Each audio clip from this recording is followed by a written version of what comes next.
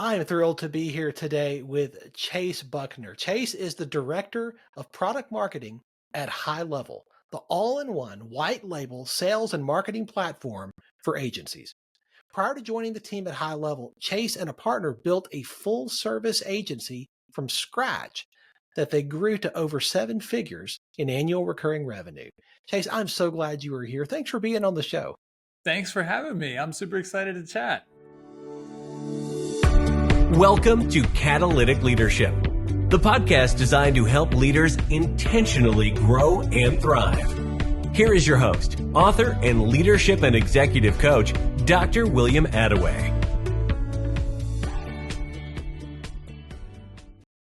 I would love to start with you sharing a little bit of your story with our listeners who may not be familiar with you and, heaven forbid, may not be familiar with HighLevel.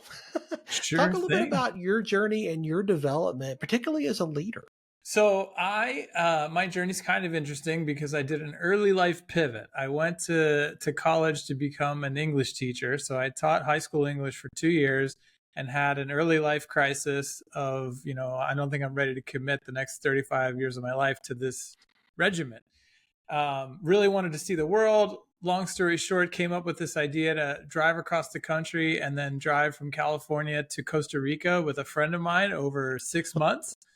Wow. We, in that time, I had to learn how to work from the road. So I was an early sort of digital nomader, and that's what got me into digital marketing. A friend had started an online refurbished cell phone shop. And so I started cutting my teeth in the marketing world there, and fate stepped in. We never got further than Puerto Vallarta, Mexico, where we spent the majority of our trip due to my laptop charger got fried. It would maintain my charge, but it wouldn't raise it, so I couldn't unplug my computer. And I was like, I got to order a new charger. We can keep going when it gets here. It took 6 weeks for the thing to arrive, and we had fallen in love with the city, so we just spent the rest of our trip in Puerto Vallarta. At the very end of our trip, I met my wife. So I never left. I've been in Mexico ever since 2009. And I got a job as a webmaster. I was no way qualified for that at the time with the biggest luxury tourism company in Mexico. And then I was like, you know what? At a certain point, I was like, if I just had a developer, I could start my own agency. And shortly after, I met a developer. We became quick friends. I quit my job. We started an agency, and within a year, we were out of business. Oh no! And that was an important lesson because that was when I learned you got to figure out who you are, and if you prescribe to the EOS, rocket fuel, integrator, operator, visionary integrator type of thing, we were both integrators. And so it was like I partnered with the same type of person, and we weren't helping, we were the same and we had the same deficits. We didn't have a salesperson basically. And learned that about myself. Ended up partnering with a guy named Matt Coffey, who was the exact opposite of me. And together we formed that duo, and we went and built a seven-figure agency over the next 6 or 7 years. And at the end of that journey, we were on the lookout for a tool, and we got introduced to HighLevel. We were one of the first customers. I knew right away it was going to be something that every marketer and agency on the planet would realize they would need. And I was working really closely with Sean in the beginning when I was building it out for our own agency. We had a lot of great conversations, and he asked me if I would join the team, and I jumped at it. So I went from customer to the team, and I've worn a lot of hats since then, and it's just been a crazy ride from there. It's remarkable. You and I had our first conversation when we both spoke at the same event in Tampa last year. And I remember talking to you and saying, okay, so I get that HighLevel is a different type of product. And as I have become a customer and really have jumped in with both feet, that has only become more and more evident. A lot of our listeners may not be familiar with it, though. They may not be familiar with HighLevel. What is HighLevel, and what does it do? Yeah, so HighLevel is an all-in-one sales and marketing CRM. So the premise was, so back in the agency days, my agency days, we used to provide a variety of services for clients, right? And in order to do that, we would have to use 6, 8, 10 different softwares and then tie them together through APIs or something like Zapier. And so that comes with a lot of pain, right? Because there's just a million different fail points and stuff like that. So I feel like every agency gets to a point where like, man, should we build a software that would tie all this core functionality into one place? Some agencies tried and, burn a lot of money and realized how hard it is to build software. But Sean and Varun, they just sort of had that vision early on. And then they met Robin, the third co-founder, who was an agency owner. And he sort of helped them shift the mindset of it as far as, hey, don't focus this on end businesses like most softwares do. Focus this on agencies and marketers that know what they're doing here. And then they just started building out all the core functionality. And over the past 5 years, we've built everything in one place. So you've got the CRM to house all your contacts. You've got builders to build forms and surveys and websites to put them on. You've got the community builder in there where you can run communities. There's a social media planner in there. There's a invoicing and all of that's in one place. And then there's the workflow builder, which is my favorite, where you can basically automate things. So you literally like just piece together automations that you want to, if this happens, then do this, or when that happens, do that. So to have it all into one place, it just unlocks these things that sort of weren't really possible in the past because it's all in one integrated system. And from a business owner's perspective, it's an incredible cost savings because Yes. I was able to stop spending so much money on all of these different products and everything's under one roof and it all talks natively. Yeah. And that's something, I mean, that's sort of like a philosophical discussion in the industry, I guess, because I think most software prices by user or by contacts in the system. Yeah. So it's like, okay, you get one user for $19 a month. And if you need more than that, it goes to $50 a month. And then if you exceed 1,000 contacts, it goes to whatever. And that was always painful, right? Because it's like, especially as a marketer working with clients, because the better job you do for your clients, the more and more it costs. So your client every month feels like you're nickel and diming them, but it's like, hey, we have to increase the cost of you because the cost of the tool keeps going up. And so HighLevel came around and, from the inception, the founders, just took this different track, which is, hey, we're not going to price like that because, and I don't want to speak for them, but from what I, know of them over the years, I think that they saw the future in that software would be commoditized and it wasn't going to be this wizardry that only a few people on earth knew how to do like it was 15, 20 years ago. And I think they saw that writing on the wall and they were like, at a certain point, it's going to be way cheaper to build tools. So let's do flat pricing, enable people to have as many contacts and users in the system as they want, and then enable people to white label it. So marketers could actually start selling the system and the way that they customize it as their own software. And that's really what's changed the game. The pricing structure and the ability to white label it, I think, has been what has really powered our unprecedented growth over these past 5 years. So many of my agency clients leverage that and are able to provide solutions for their clients that are far beyond what any of them could do on their own. Yeah. You equip them, you enable them, you empower them to provide these solutions and make a difference in so many companies they never know about what you do on the back end. Yeah. But you're really making a difference there. I think the biggest differentiator has been, the biggest impact I would say is churn. We really always talk about churn because when it comes to marketing, the traditional services like running ads for people or doing SEO, the churn rate is really high. It's typically over 60%. Whereas the churn rate of software is really low. It's like 5-6%. So when you enable an agency to roll out their own software offering, it starts to balance out their business and it becomes less of a roller coaster ride and more of a predictable growth. And, HighLevel comes with a lot of like quick win type of features that every business needs, like the missed call text back, right? Like businesses miss calls all the time. But what happens if automatically the system shoots a text back to the number that says, "Hey, sorry, Mr. Call, how can we help?" It just starts saving all this lost revenue, and immediately the ROI is incredible. So any agency can keep doing what they're doing, but then also say, "Hey, our CRM is going to do this, that, and the other. One of these things is missed call text back." That alone, people will pay you $297, $497 a month for, and now you're in the software game.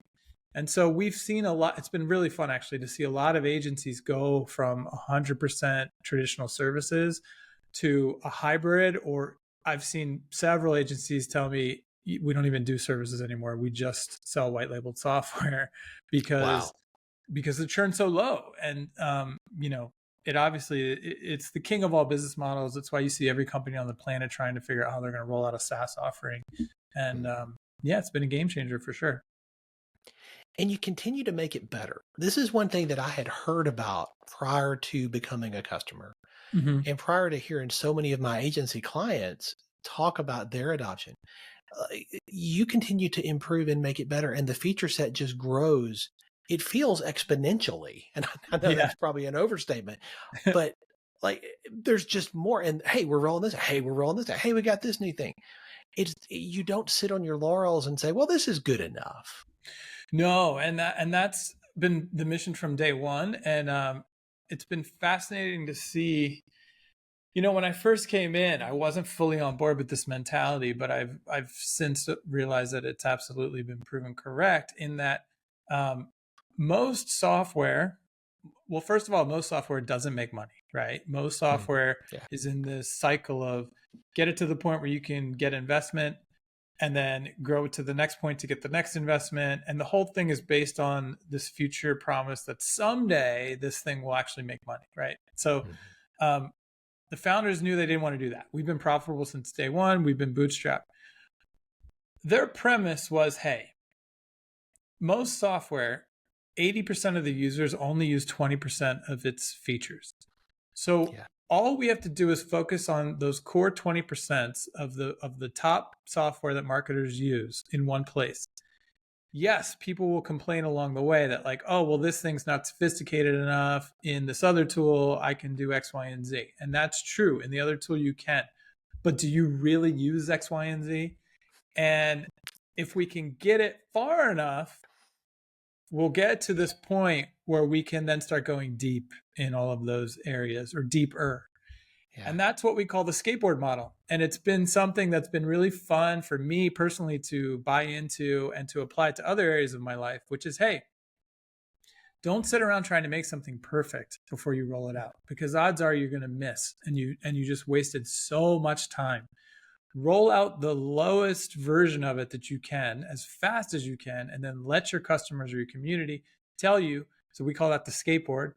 Tell you, does it need to turn into a bicycle or motorcycle, a car, a full-blown monster truck? Like, they will tell you how far you need to take it. And so we have our ideas board, and that's the way we roll. We basically roll out a skateboard, and then we listen to the community. How far does this need to go?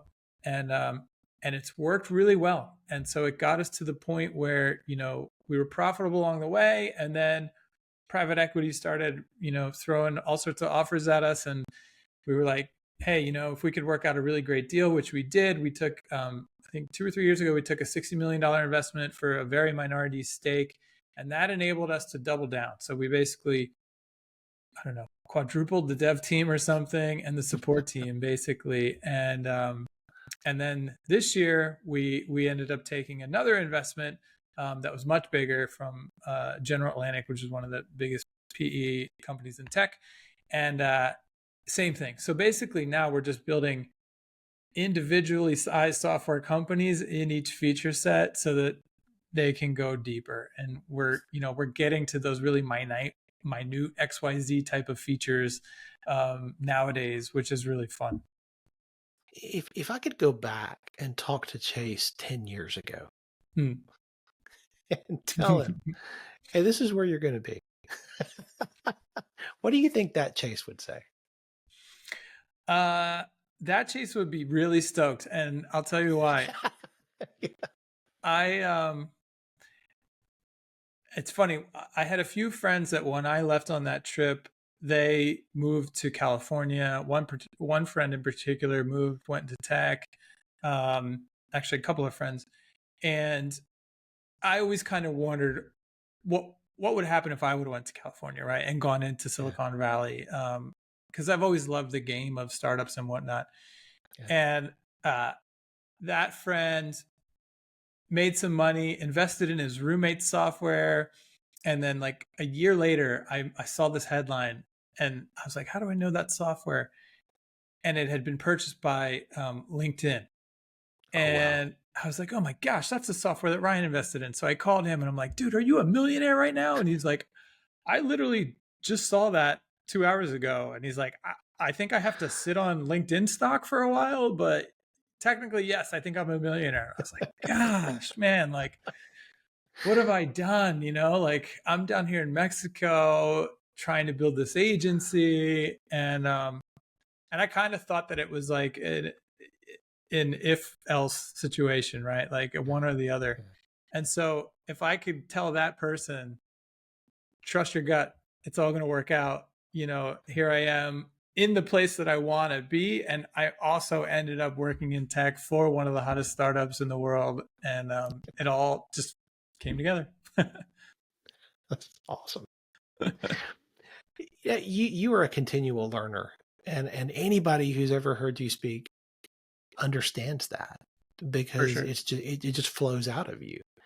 You know, the team that you lead today needs you to lead at a higher level than where you were 3 years ago. And 3 years from now, that's going to be even more true. How do you stay on top of your game? How do you level up as a leader with the new skills that your team is going to need you to have in a year, 3 years, 5 years from now? Yeah, that's a great question. And that's something that I honestly try to work on every day, because I guess I'm a natural leader as a natural teacher type of person. But like in the world of HighLevel, when I came in, I was really an individual contributor, right? I came in as a content creator. I created a lot of the early educational content. You know, every event we go to, I meet somebody who says, I watch all your videos. I've seen so many videos. I feel like I know you, right? Which is so cool. But as we grew, it got to a point where it was like, hey, you're not going to be able to move mountains individually anymore. You need to figure out how to multiply yourself. How do you take what you can do and pass that on to 5 yous under you, and then together you as a team can move a mountain? And that, honestly, I won't lie, there was a time for me when before I came to that realization myself, it was kind of a little painful. And but then I had a conversation with another friend who's actually here in Mexico, in Guadalajara, who runs a tech incubator. And I was like, yeah, you're right. That's exactly it. Like I used to be able to literally just move a mountain with a video that I could make. And now, you know, we're I think at that time we were 600 people company and this and that. And it was like, yeah, you have to make a choice. Like you either have to move on in your journey as an individual contributor, or you need to transition into a leader and really focus on that. And so that's what I've been doing, is trying to figure out how to be a better leader and how to suppress that instinct of, okay, here's a challenge or a goal or an objective. Okay, I know how I'm going to execute that. I want to start executing. And it's like, no, step back. You need to give that objective to the team, give them the freedom to make some mistakes and not micromanage them, and try to, you know, give them the skills and pass along the knowledge that I have to create more creators. And it's a journey for sure. Every day, you know, I'm trying to get better at that, but it's definitely a totally different skill set for sure. It's a hard turn to make. And this is why so many people choose not to make it. Yeah. I watch this all the time with business owners who they touch everything, right? And even agency owners, they touch everything. And as they find success and have to hire people to help with fulfillment, it is very difficult to shift from a business owner mindset to a more CEO driven mindset where you delegate. That's a skill. It's totally a skill. And it's, what I think is interesting is neither way is wrong, right? Yeah, I think right. Now I'm Right. more sure than ever. Like when I was back at the agency, one of my gripes with Matt, my partner, was we never sat down and said, okay, what's the end goal? Yeah. What's the number? What's the whatever? Are we trying to, do we want to build a team of 100 that makes, $10 million a year or 100, whatever? What is it? We never did that because I was always like, it's not about how much revenue, it's about how much profit we make. Like, let's figure out how Yes. much money we want and let's like get there and go no further. Right. Yes. So I was very much in that mentality. And then when I joined HighLevel, I joined it because the product was so inspiring for me because it was the tool that I wanted most in my life, right? Yeah. So I remember in the early days, it was going well. And again, we were making money the whole time. And it was like that first investment was sort of a crossroad. And it was like, do we want to just keep chugging away and build a really great, profitable company of whatever size? Or do we want to really go for the fences here, take investment, hyper hire, and really try to build one of the biggest companies in the world? And I think if you asked me honestly at the time, I would have said, let's just keep on trucking and do what we're doing. But I think the majority opinion was, no, let's go for it. And yeah, along the way, I've had to sort of make those decisions of like, yeah, I'm going to work on myself in this way because I want to stay on this rocket ship and I want to see what it's like at those heights and experience that and have both those experiences in my life. And so it's been fun and challenging, and every day, I'll be the first to admit I'm still very early on my journey as a corporate leader, I would say, for sure. I think a lot of people listening who have seen you online have observed and said, oh, wow, that's amazing. That's inspiring. And the temptation is for somebody to look at that highlight reel of your journey and say, oh, wow. Yeah, well, Chase he's never struggled with the things I struggle with. He's never had the obstacles that I have to deal with. His journey's just been up and to the right. Oh man. If they were to say that to you, what would your response be? Oh man, of course. Of course it's been a rocky road, right? Agency life is about as rocky as it gets. And I often tell a story. One of the worst days of my life was when we were running the agency. And because the churn is so unpredictable in that world that we lost, I think, 1 or 2 clients in the same week. And one of them was like our biggest client. And so basically Matt and I were talking and he was like, look, we can either fire this many people or we can all take a 50% pay cut until we dig out of this hole. And we both agreed we didn't want to have to fire anyone. So then I had to go deliver the message that, hey, in order to keep the band together, we're all going to take a 50% pay cut until we dig out of this together. And that was brutal, I'll never forget that. And so I've been through things like that. And I've been through, things that I never would have imagined myself being willing to go through, which is like, as a company gets really big, you get HR, you get all this stuff that comes along with it that's in no way related to the stuff that you want to be doing every day.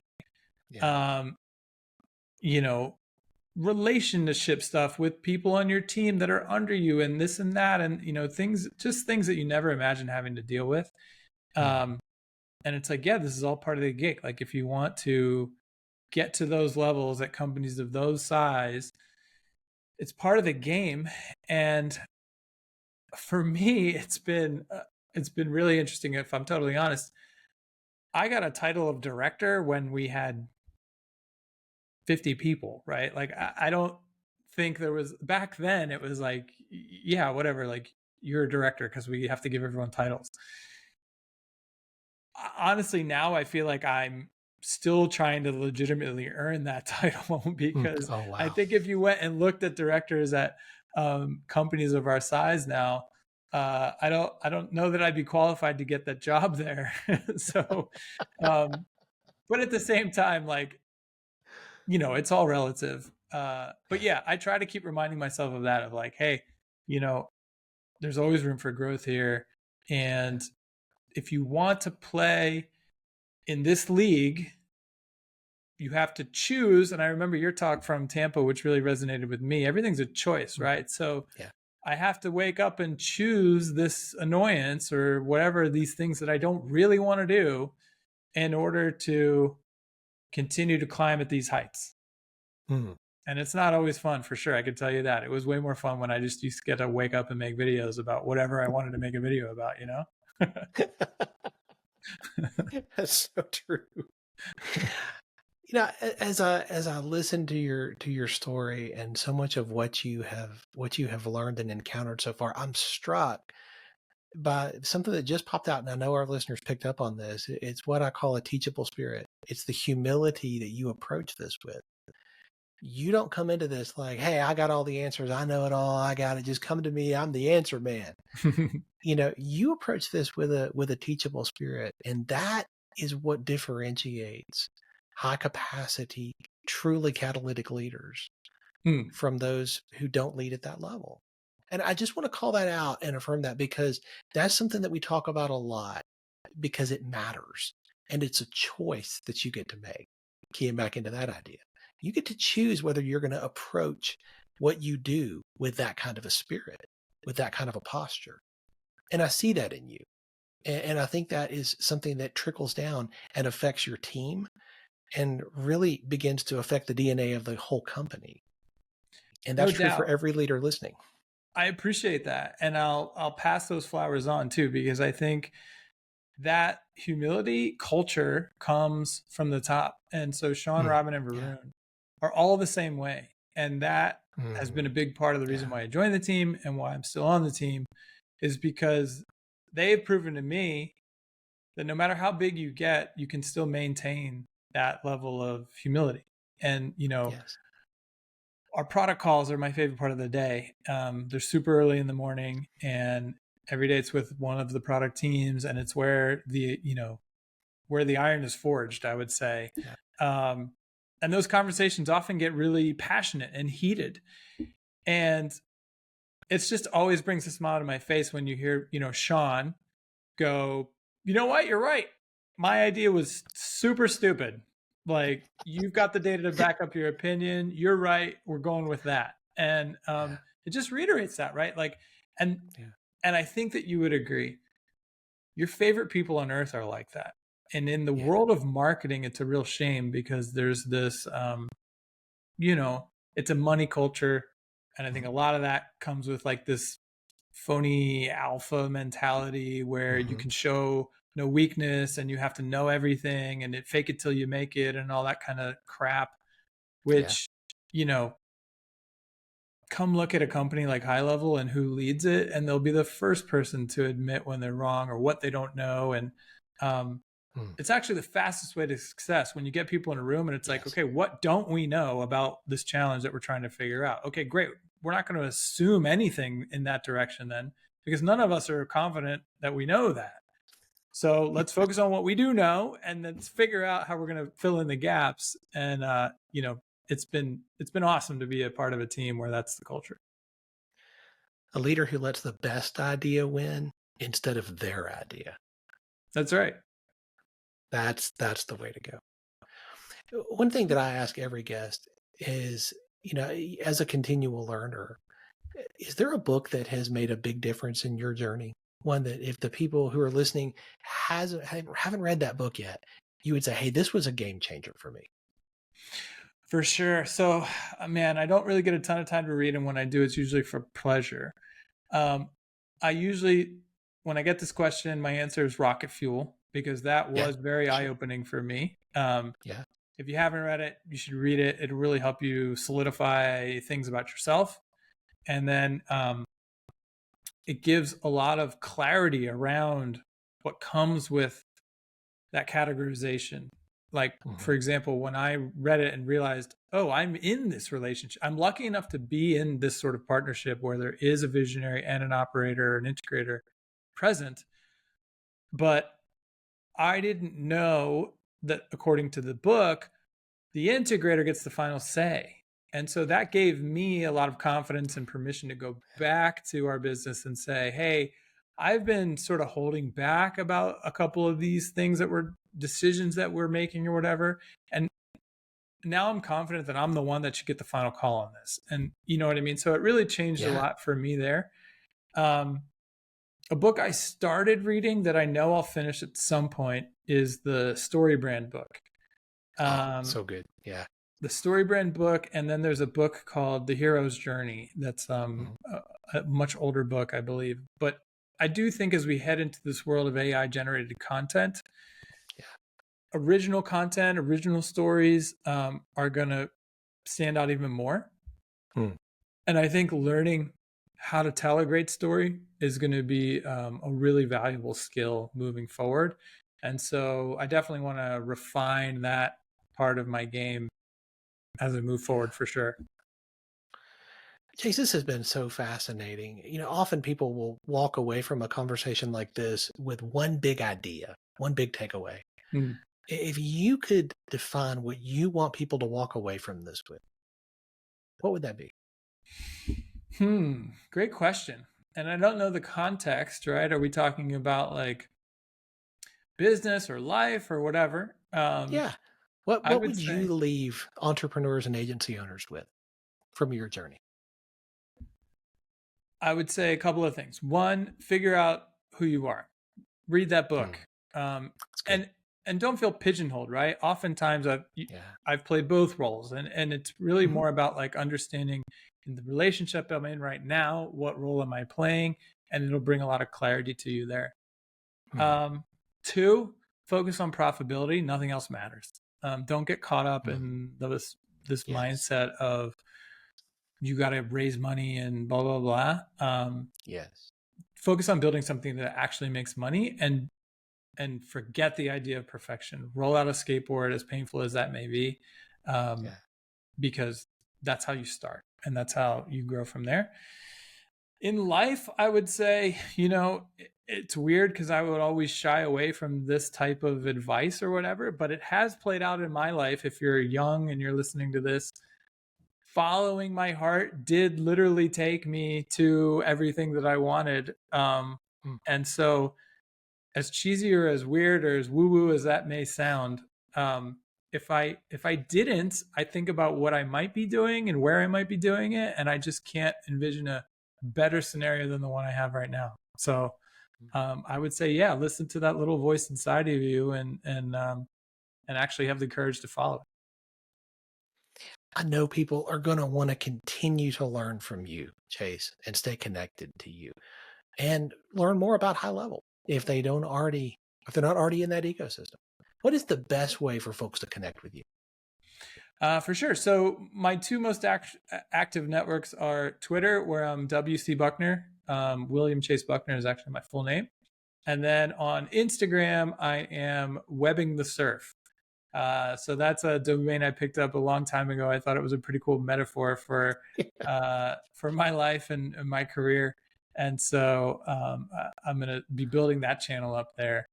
I'd love to connect. If you're interested in checking out HighLevel, there is a 14-day free trial. You can just go to gohighlevel.com. Or if the doc over here has an affiliate link, you should go through his link for sure, because he's the man and he deserves that credit. I always appreciate that. We will have those links and my affiliate link in the show notes. So thank you for that. Fantastic, of course. Chase, thank you so much for your generosity today and your transparency and talking so much about your journey so far and what you've learned. It's been so helpful, I know for me and I know for our listeners. Thank you for your generosity. Absolutely. My pleasure. I can't wait for the next time we get to hang out in person. Thanks for joining me for this episode today. As we wrap up, I'd love for you to do 2 things. First, subscribe to this podcast so you don't miss an episode. And if you find value here, I'd love it if you would rate it and review it. That really does make a difference in helping other people to discover this podcast. Second, if you don't have a copy of my newest book, Catalytic Leadership, I'd love to put a copy in your hands. If you go to catalyticleadershipbook.com, you can get a copy for free. Just pay the shipping so I can get it to you, and we'll get one right out. My goal is to put this into the hands of as many leaders as possible. This book captures principles that I've learned in 20 plus years of coaching leaders in the entrepreneurial space, in business, government, nonprofits, education, and the local church. You can also connect with me on LinkedIn to keep up with what I'm currently learning and thinking about. And if you're ready to take a next step with a coach to help you intentionally grow and thrive as a leader, I'd be honored to help you. Just go to catalyticleadership.net to book a call with me. Stay tuned for our next episode next week. Until then, as always, leaders, choose to be catalytic. Thanks for listening to Catalytic Leadership with Dr. William Attaway. Be sure to subscribe wherever you listen to podcasts so you don't miss the next episode. Want more? Go to catalyticleadership.net.